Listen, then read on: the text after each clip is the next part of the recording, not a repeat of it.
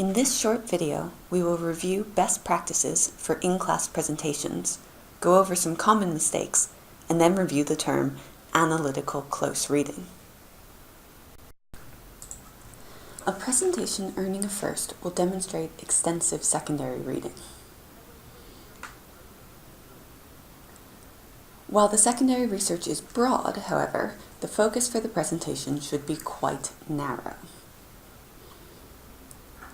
A great presentation will set up an interesting discussion for the rest of the seminar, giving us topics to talk about.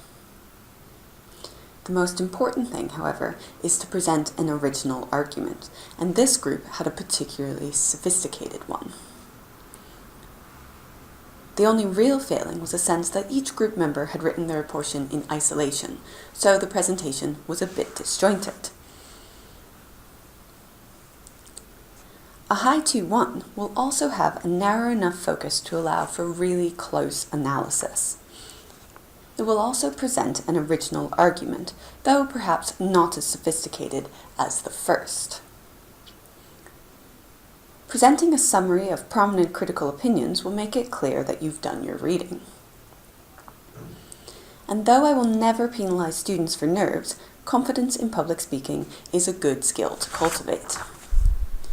This group could have earned a first with a bit more textual evidence for their argument. Your written work should be clear and neat and should contain all of your major points from your presentation. Now, a mid 2-1 presentation will maintain a manageable scope, choosing a small selection from the reading. It will demonstrate familiarity with the critical field, though perhaps not as extensively as the previous two did. It will contain interesting ideas, but perhaps ones that have not been formulated into a really clear original argument. And this is partially because the ideas weren't carried through each individual part of the presentation, so it was a bit disjointed.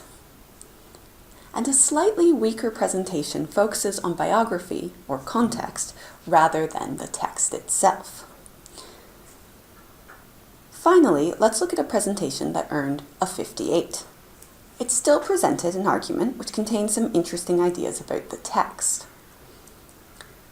However, most of the presentation was descriptive rather than analytical, summarizing plot and characterization.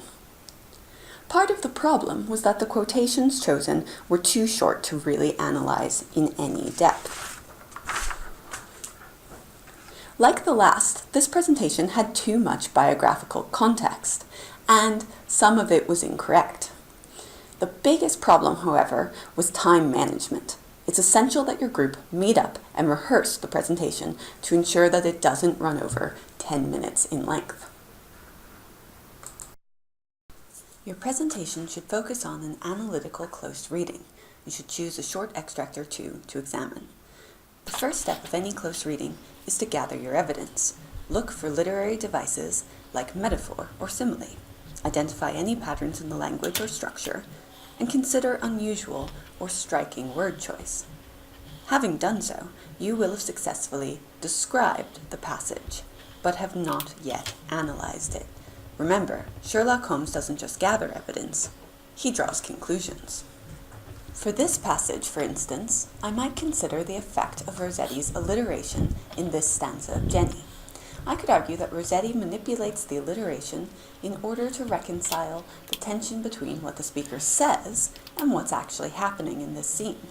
The romantic metaphor of Jenny as a fresh flower is associated through linguistic device with the tawdry and commercial aspects of their interaction. This fresh flower thinks only of sex and money, according to the speaker anyway.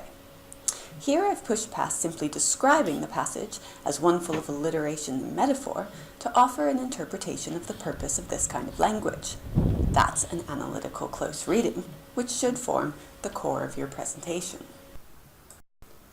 And that's it. Everything you need to know to give a successful in-class presentation.